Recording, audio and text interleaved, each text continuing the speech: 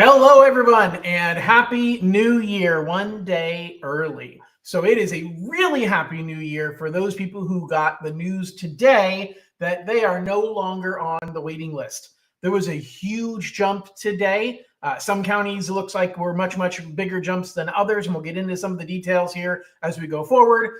But congratulations to those who came off the wait list today. I've already heard from multiple of my clients who have been on the wait list that found out they got a voucher. It looks like we had 100 or just about 100 people in Los Angeles County that got new vouchers issued today. So a huge increase in people that got off the wait list and got their vouchers. So congratulations to everybody who got a voucher today. We're going to talk about what that means. I'm going to do a recap on what next. Like, hey, I got a voucher. I don't know what to do next. I've done videos on this over the last 6 months. But for those of you who were high up on the wait list, you kind of thought, man, I got no shot. So I'm not really going to care about that kind of stuff. And now you're either there or you're getting really close. And so I want to share with you some tips and some tricks that we've learned over the last 6 months for about the 25 people that I've helped so far. And I'd love for you to be one of those success stories for me as well. So I'm encouraging comments. If you have questions, if you have comments, post those on here. This is all about you and helping to guide you. But let's go ahead and dive into what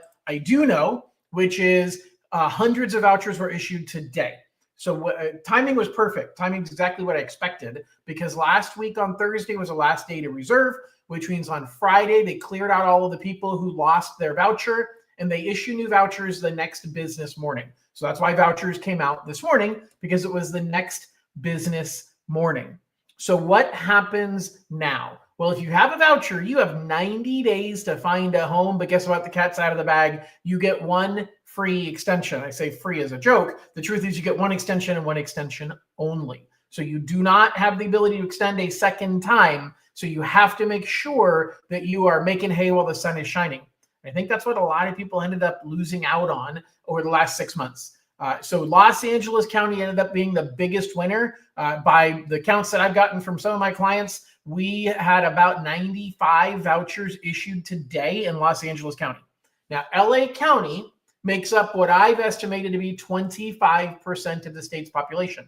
So my estimation was LA County got 25% of the money, which means that technically if the distribution was exact, that means there was about 400 new vouchers issued today. But I don't think that's true, because CalHFA said they had 300, just under 300 stale vouchers. They said that to me earlier this month. Now, one voucher, when it's redeemed, can actually sprout another voucher if the buyer buys at a smaller purchase price. We're seeing some of that in Los Angeles County. Even though it's a very expensive marketplace, you kind of have the tale of two groups in LA County. You've got the people who make really good money that are buying the nice houses on the beach. They make too much money to qualify. Many out of all the rest of us, which you're looking at a normal priced home, and you're looking at, again, a normal priced home in LA County might be, $600,000 or $700,000. But there are some people who were in LA County that moved to the Inland Empire. So those people might have bought smaller priced homes. I know a few people that moved to Fresno and bought a $350,000 home. Well, guess what? If you have two people that buy $350,000 homes, that basically only uses up one voucher's worth of money. The 150 grand goes split between those two people. Another voucher is born. So there's a little bit of fuzziness in the numbers. But here's the truth. That kind of says that if we're looking at this group of people, you guys really need to dive into house shopping and figuring out what's out there, because the amount of inventory right now stinks. Like, there's not a lot of homes available on the market. The prices are still high. Rates have gone up again. That's kind of funny how this goes full circle, because when vouchers were released 6 months ago, rates were at 7. And they kind of came down a little bit, and they dropped to 6.75, and they popped back up to 7.125. Then they came down and they went as low as around 5.75, 5.8, I think is the lowest that we locked anybody back in September. And then they went straight back up to 7. We just don't know. So I'm going to talk tonight about buy downs and how rate buy downs. I'm going to talk tonight about how you figure out what the most is that you can qualify for. And I'm going to talk a little bit about strategy on how to get your offer accepted. But I want to take a quick minute, and I want to talk first of all about what about those people that are still on the wait list. Here's the deal. I believe that a lot of people that just got vouchers ended up buying something else. They gave up. I got calls from 2 clients today who said, John, I bought something else. I had one who used the middle income grant. So that was great. I actually introduced him to that grant back in June. He was able to take advantage of the middle income grant, and he got the $50,000 that he doesn't have to pay back. So it worked out beautifully for him, and he got a voucher today.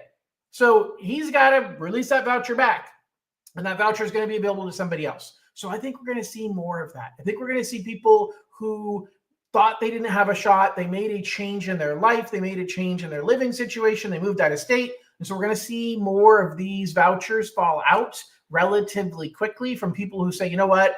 I don't need it. I don't want it. Thanks, but no thanks. So be ready for that. All right. So we have to have a game plan, what to do next. So I want to share with you a couple of things. First of all, make sure you get with your lender. If you have not talked to your lender in a long time, make a decision. Is that the right person you want to be working with? If they are, great, call them. If they're not, scan that QR code and get started the process with me, because I'd love to sit down with you and guide you through the process. Hopefully you've got a good feel listening to my YouTube channel about the advice that I give and how I guide people. And that really is my number one goal, is to help serve you in your home buying journey. So let's talk about how you qualify and how you look at the numbers, because I've had so many people who have said, John, my lender said I didn't qualify for enough, or I can't find anything at my purchase price. And you have to be a little bit creative. And so I want to run through the math, because guys, all it is math. So the first thing is I've created this spreadsheet. If you want a copy of it, shoot me an email, kingteam@johnloneking.com, and I'll send you a copy of the spreadsheet. But the spreadsheet basically calculates everything for you. So if today's rate is 7%, and your income is $150,000, and your credit score is over 700, then this right here is going to tell you exactly how much you are going to be able to buy. So we have homeowner associations in there if you need it. But if you said, hey, John, I want to buy a house that is $650,000, and you're going to see right here, it's going to say, do you qualify? And it says, well, I don't know if I qualify. Why doesn't it know if we qualify? Oh, because I didn't say the county. Haha, let's do that. So let's do Los Angeles County. All right, now it works. Beautiful. So it says, hey, we're in Los Angeles County, and yes, we qualify. So you have 3 scenarios. Now, this is assuming you have no debt. So you have 3 scenarios. You can buy with 0 cash needed. That means that you are taking some of the down payment assistance money and using it towards closing costs, so that you're coming up with basically no money out of pocket. You can pay your own closing costs, or the third scenario is you can put the maximum out of pocket to have the lowest monthly payment. Now, in that case, if you're buying a $650,000 home, you're looking at anywhere from no money to $58,500. And that's the most you can put out of pocket beyond buy down. You can pay to buy down further if you want to. So that is an option as well. Hold on one second here. Okay. Perfect. Just had to adjust something real quick. Okay, so what you're looking at is, for most people, you have debt. So if we go over here to debts, you really have to pay attention to your debt, because it can change everything. And so if you have a car loan and your balance on the car loan is $35,000, and you have a payment on that car loan of $900 a month, that makes your debt to income ratio higher. So your debt to income ratio is adjusted right here. But you have student loans, and you owe $150,000 on your student loans, and your payment is $1,500 a month on your student loans. Now you don't qualify anymore. You don't qualify because your debt was too high. So one of the things you can do is you can pay off some of your debt. So if you went back here to the payment worksheet, it would say, yeah, you don't qualify. You're no longer good, and you have to start playing with the numbers. Say, well, what do I qualify for? If I wasn't good at 650, can I be good at 600? Yeah, you barely qualify if you're putting 25% down, or pay off some of your debt. This is something I can do with you, but you can absolutely get a copy of the spreadsheet from me. If you want, just email me at kingteam@johnloneking.com. So it's all about the monthly payment. You qualify for a monthly payment. And when you're saying, John, I can't get to where I want to be because I'm trying to buy a $795,000 home, and I just can't get there. Well, part of it is interest rates. If you can buy down the interest rate, maybe at 6.5%, yeah, you're still a little bit too high. But maybe at 6% interest rate, oh, now you qualify. So buying down the interest rate helps you to qualify for the loan if your debt to income ratio is too high. And CalHFA allows you to pay 5% of the purchase price out of pocket, to pay all the closing costs, including paying for buying down the interest rate, and you can ask the seller for a credit. That's one of the good things about being in a rough market right now, where, first of all, depending upon where you're at, it's hard to get a home. Other places, it is a lot of homes listed for sale, and sellers are tripping over themselves to get you to buy. So it's a very weird market. But if you're in a market where you can get seller concessions, it's a great opportunity to take advantage of them, and you can get up to 3% of the purchase price in seller credits. By the way, don't forget, if you have questions, please feel free to ask them. I want to keep this as interactive as I possibly can. So if you have questions about anything at all, let me know, and I'd be happy to answer those questions. So post them on whatever platform you're on right now, and I can answer those questions for you. So basically what this is saying is, hey, at your income, with your debts, the highest you can qualify for is $4,750. So it tells you the target number, but now you have to say, well, in order to get there, I needed a rate of 6%. And to get a rate of 6%, you'd have to buy down. Now, buy down numbers change every single day. I actually pulled some numbers for a client today. This is for a high balance loan. So that client was paying, they're in contract buying a home at $1.1 million. So their loan amount is going to be $990,000, which is over the conventional loan limit. By the way, conventional loan limits have just gone up. So they're now $803,000, 803. So you're not paying the high balance limit until you exceed $803,000. So that's also good news. If you're looking at maybe buying $1 million home, you can buy $1 million home, put your 15%, $150,000 from CalHFA, 5% from you, you borrow $800,000, and you're no longer penalized with the high balance fee, because that high balance fee now only applies for loan amounts over $803,000. So that's another benefit. Being in the second wave of winners is you get the benefit of higher loan limits. If you're looking at that price range of $900,000 to $1 million, it's very helpful that you don't have to pay the high balance fee until you break $803,000 as a loan amount. So these numbers are real numbers from today. Today's interest rate was 7%. So the buy down cost for 7% was zero. There is no extra cost to buy it down. You're just paying the normal loan cost. Now, in this case, I used $1 million home with 20% down, 15%, $150,000, the cap from Dream for All, and then 5% from the buyer. Well, to get 0.125 off of your interest rate, today CalHFA is charging 0.5%. That means that you're spending $4,000 as a one-time fee to save $67 a month. That takes 59, almost 60 months, 5 years to break even. That's kind of like taking this $4,000 and putting it under your mattress and pulling out $67 out of that money every single month for the next 5 years. You wouldn't run out of money until 5 years from now. It's not a good idea. It's not a good idea to buy down your interest rate, because you're literally just sticking money under a mattress and waiting to pull a little bit out every single month. You have to keep this mortgage longer than 5 years before you will have saved more money than you spent. Because with a rate buy down, you don't get a refund back. Now, a temporary buy down, you do. I'm not a huge fan of those either, but for a temporary buy down, you do. For a permanent buy down, you don't get a refund of it. So you spent that $4,000, and let's say rates drop in 3 years. You've only saved $67 a month times 3 years. You've saved maybe $2,500. Yet you spent $4,000 to get that. So it's not a good idea to do it. Now, technically, the next 0.125 costs you 0.875. Oops, I forgot to move these over. Hold on. Let's fix this. Let's fix this. You gonna let me fix it? No? Yeah, here we go. I'm gonna go here, and I'm gonna go here. There we go. All right, so it's 0.875 is what it costs you for the next buy down, 0.375 extra. So it's cheaper. It only costs you $3,000 more to get there, $7,000 total. So it's a little bit quicker break even, but it doesn't really make it worth it. And my client said, John, I really wanted to, I had maybe $20,000 available to do a buy down. Well, that's really only getting her to 6.25% of an interest rate.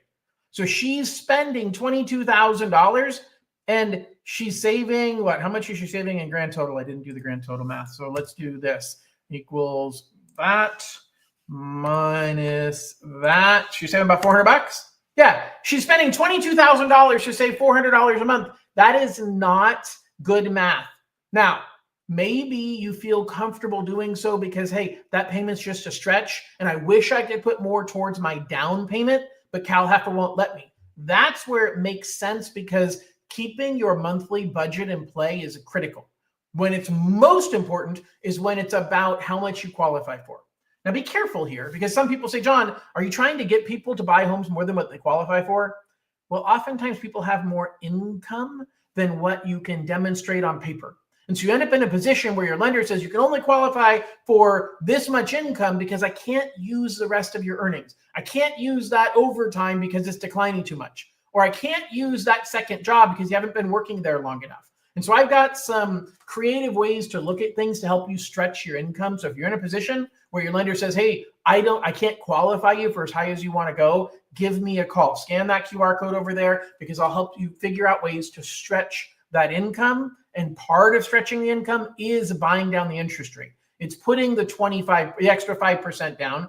It's permanently buying down the rate, because a temporary buy down does not actually save you any money off of or it doesn't benefit you in qualification. Let me say it that way. Doesn't benefit you in qualification. So guys, I know I covered a lot of stuff as a quick hit here. I got a dozen people here, a couple dozen people off of a few different platforms. So if you have questions, feel free to post them right now.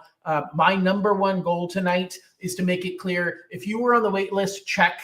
If you're on the wait list and you got a voucher, let me know what county you're in and what number you were at yesterday.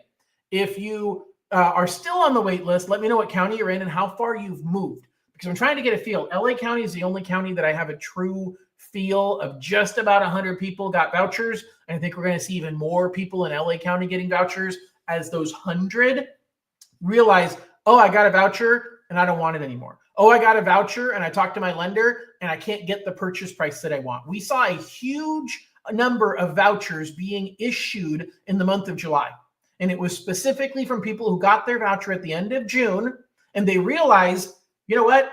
This isn't going to work for me. I don't want to use my voucher. And so they canceled. They gave it back. They allowed it to be issued to somebody else. And so I expect we're going to see the same thing, proportionally smaller, but we're going to see a lot of people over the next month that are going to realize, you know what?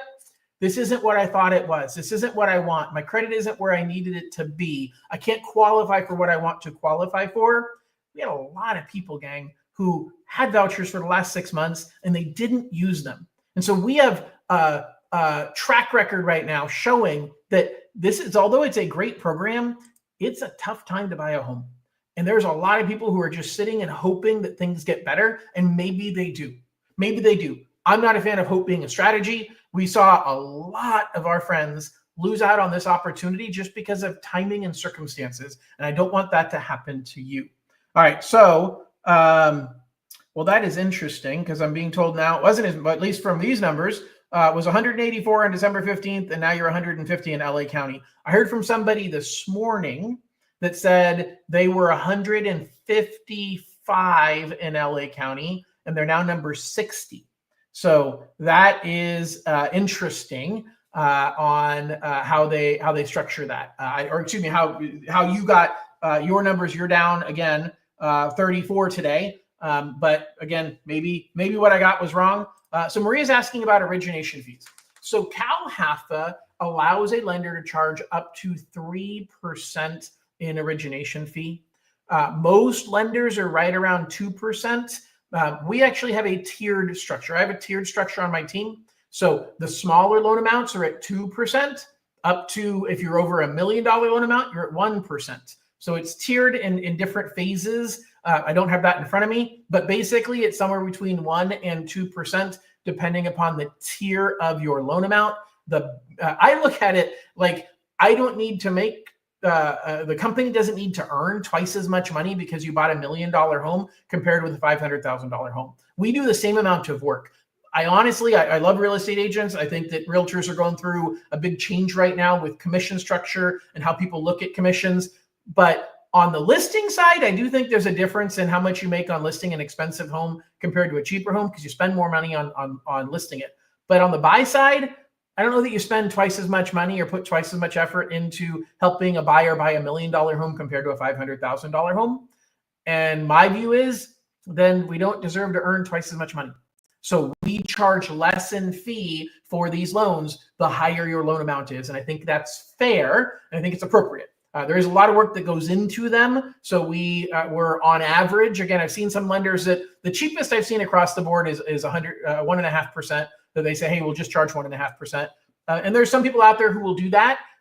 My response to that is you get what you pay for. I don't think I'm expensive by any means, but you go with the cheapest person. They may not have the knowledge to help guide you through the process. But hopefully, Maria, that helps answer your question. Guys, I definitely appreciate everybody joining. I don't see any more comments in here. If you want to share where you moved on the wait list, because again, we at least had one person give me a different view on what LA County did today.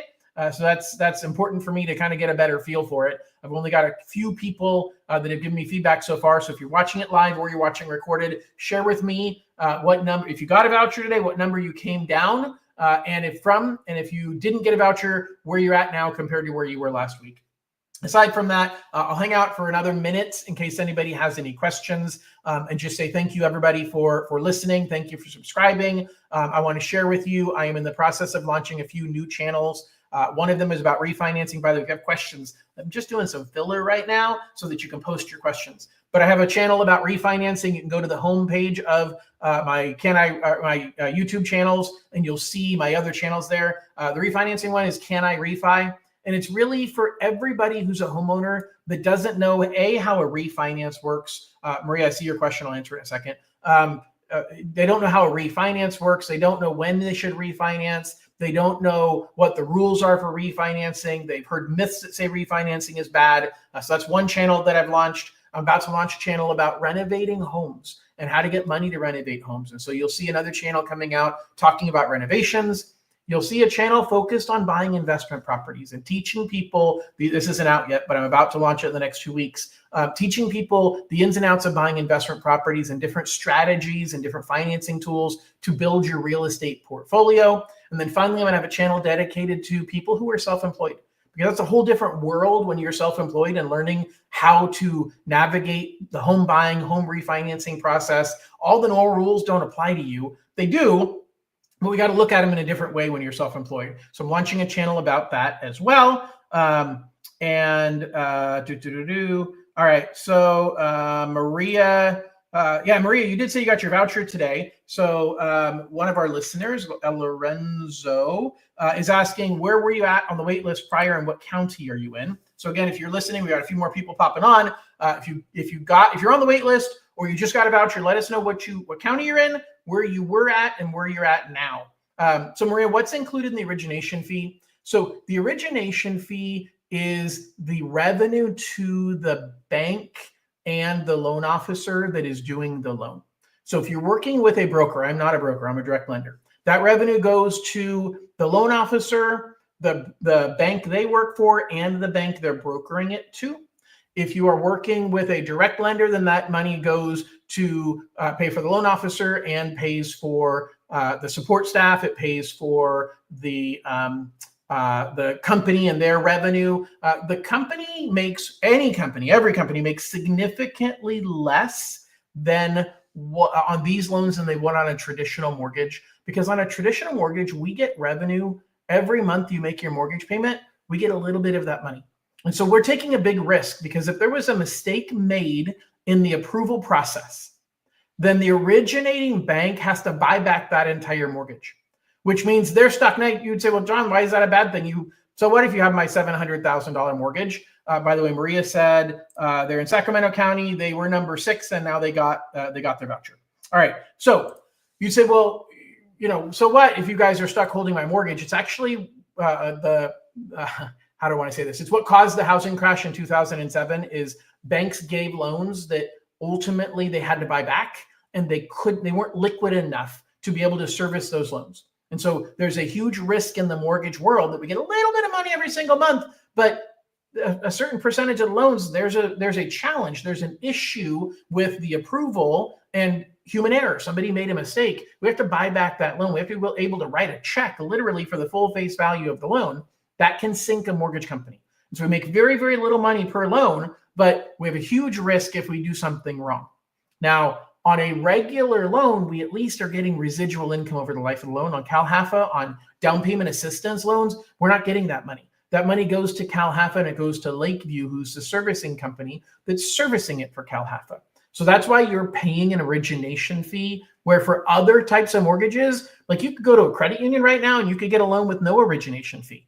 But the credit union's making money for sure. They make a good amount of money over the life of the loan because they are both the originating bank and the servicing bank in most situations.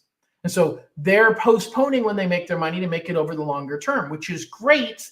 And in the mortgage world, we would love to do that. The problem is these special down payment assistance financing tools are run by entities like CalHFA that they don't give us a portion of that residual income, which is fine. We're happy to do it. We're willing to make less money than what we typically would, but it feels like we're charging more. It feels like we're charging you more money by charging an origination fee, when the truth is, if we didn't, we'd be losing money, and nobody wants to stay in business. Nobody can stay in business if they're losing money. So hopefully that makes sense. All right, so I got another question, by the way, guys. I am just answering questions, so as soon as I run out of questions, I'm out. So if you have a question, feel free to ask it and post it. I'll get to them as we go. All right, so a question. Are waitlists in order based on county or a general waitlist for people applying for Dream for All? That's a great question. It is specifically per county, but not county. It's per region. So I'm going to share with you right now my original numbers that I came out with this year in March based upon what I thought, and I still feel pretty good about these numbers, but let's share here and zoom in a little bit. These are the regions. So your regions, most of your regions are a multitude of counties geographically tied together. A few of them are one county. San Diego, Orange County, and Los Angeles County are a region in and of themselves. So San Diego represents 9% of the state, which means that we think they are getting 153 vouchers originally. Orange County, 8% of the state. Los Angeles, 25% of the state. Then you've got the rural areas. The rural areas represent 4% of the state. It's the smallest percentage of the state, yet it is the largest number of counties. Largest number of counties in this area. So if you're in any one of these counties, you have a small number of vouchers available over a large number of counties, and it is within these regions that they're allocated. CalHFA, the state legislature, very clearly said after last year, still 24. So after 2023, the original Dream for All release, CalHFA said, the state legislature said, hey, these numbers are very, very skewed, especially in Los Angeles. Los Angeles in 2023 got 9% of the money, and Los Angeles is 25% of the state's population. Now, there's a reason for that. The challenge is buying in Los Angeles County. Homes are very, very expensive, and you either make really good money and you make too much to qualify, or you make a low enough income to qualify under the threshold of the program, but you can't find a home at that price range that qualifies based upon your income. And so it's a catch-22. That's why Los Angeles didn't get anywhere near as much money last year, because it was first come, first serve. That's why they changed it to a voucher system. That's why they changed it to geographically restricted. And so for sure, the money is going back into the region. So you figure out what county that you are in. You're part of that pool of regions. So the Bay Area is an example, the capital region. So Maria said she was in Sacramento and she was number 6 on the wait list over the weekend, and she now got her voucher. She's actually competing with 4 counties in the capital area. El Dorado, Placer, Sacramento, and Yolo counties are all one region. So hopefully that helps answer your question. By the way, guys, I'm just about done with what I want to cover. A lot more people have popped on. If you have questions about anything, if you're on the wait list, and you just got a voucher, or you're on the wait list and you've moved up, let me know what region you're in. Post in comments what region you're in and what number you were at and where you're at now, so that we can kind of get a feel for the distribution. I've got some conflicting information specifically in Los Angeles County, so I'd love to get a little bit more information about every region and what those numbers look like. But bottom line is, if you have a voucher in your hands, the number one thing you need to do, you need to get with your lender. If you are not comfortable with your lender, if you haven't talked to them in 9 months since you originally got your voucher approved, scan this QR code, get a hold of me. Let's set up a time to meet, and I can go through strategy with you and help you figure out the right way to A, structure your offer, and then B, how to communicate with the seller to make them comfortable with this program. Because that's one of the biggest challenges we ran into, is sellers don't accept offers from programs they don't understand if they have any opportunity to accept an offer from a program they do understand. It's real simple. The seller wants the most amount of money with the highest likelihood of completion. You might be offering them the most amount of money, but it's something new. It's something different. It's something they heard had issues last year with people running out of money. And so they're staying away from it. They're scared. And when people are scared, they back off. And so we have to be proactive, which means it starts with you and I scheduling a meeting and having a conversation about your options and your qualifications. By the way, this QR code takes you to my application website, but you don't have to apply. You can get on there, the link to my calendar, and you can schedule a meeting with me. You can email my team or chat with us through there. You don't have to start the application. If you're ready, please, by all means, start the application. But I'm not telling you have to apply. What I'm telling you is you have to start with a conversation. And if you haven't talked to your lender in a while, if they haven't done any Dream for All loans in the last 9 months or 6 months since it's been out, and they only talked to you and 2 other people 9 months ago, they don't understand the strategy that it takes to make this work. And so I'd be happy to sit down with you, have a consultation, and talk to you about what I think you should do. And then if you decide to work with me, then we set up a meeting with you and I and your realtor. And we strategize together. We talk about price point. We talk about the difference between buying single family homes versus buying condos. Maybe you're looking at buying a home with an accessory, an ADU, an accessory dwelling unit. We start strategizing. For some people, that strategy conversation turns into Dream for All is not the right option. What you really need is a duplex or a triplex, or what you're looking for is somewhere in a different region, and your income limits don't work in that region. And so there's lots of things that come out of that may not be necessarily what you thought going in. But my job is not to talk you into doing anything. My job is to talk you through it, to help give you the best advice and give you the best chance of success. And so that's what I'm looking to do, is to partner with you and help you to answer your questions and then to get you to your goal. And for some of you, that is going to be, hey, it's not the right time to buy. Like, hey, I won the lottery and I've got a bag of beans. They're magic beans, but what am I going to do with them? Well, you can plant them in the ground and hope that something good comes up, or you can throw them away and give them to somebody else. Because the truth is, sometimes a bag of magic beans isn't magic. It's just weeds, and it's going to take over your garden. So you got to be careful, because just because you won something doesn't mean you should eat it. Just because you have food left on your plate doesn't mean you should eat it, okay? I guess we could argue both ways on that. But you get my point, which is you got to slow down for a second and say, hey, what's the right strategy for me? But be careful. If you decide that you're moving forward, you can't go slow through this process, especially if you think, oh, I have 6 months now, they're going to give me a 3 months extension. That was a psychological decision CalHFA made, playing psychological games with you so that you thought you only had 3 months. And if you thought you only had 3 months, you would act with a sense of urgency. And then, oh, well, hey, surprise, you get an extra 3 months. But now everybody's going to act with oh, I have 6 months. I can wait until the end of June to buy. And then you're going to get to mid-June. You're like, oh, man, I really wish I had some extra time. But you did, because you only had 3 months to start with. And you got extra time, but you played with the extra time as if it was part of your regular time. You're not going to get a second extension. In the next 60 days, once your voucher has only 30 days left, you're sending an email from CalHFA, you're given the opportunity to extend. You do that extension, it gives you 90 more days. That's it. You are done. You have to have your money reserved prior to that date. And we saw hundreds of people lose their vouchers last weekend, and they got reissued today. So if you're one of those lucky people, I'm super happy for you. I'm honored that all of you have joined me and are listening and look to me for advice. Again, I am interviewing for the job of being your lender. Even if you're not looking at Dream for All, I do all different types of loans, and I relish the opportunity to take good care of you. It does not look like there's any other questions. So I'm going to let you guys go and get back to my wife and kids. Hope everybody has an absolutely wonderful New Year's. Stay safe. Enjoy the New Year's, and we'll talk to you guys at the end of the week. Reach out if I can do anything for you, and we'll talk to y'all soon. Bye-bye.